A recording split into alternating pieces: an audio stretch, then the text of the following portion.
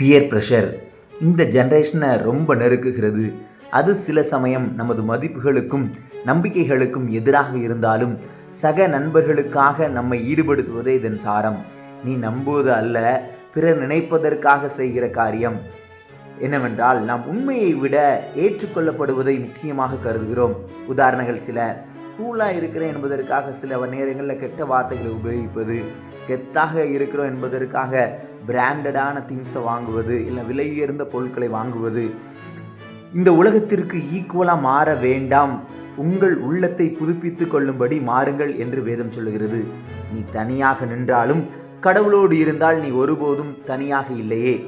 உன் நம்பிக்கையில் உறுதியாயிரு, ஜெபம் செய், சரியான நட்பை தெரிந்தெடு, உன் அடையாளத்தை நினைவிற்கொள், பின்பற்றுபவனாகாதே வழி நடத்துபவனாகு.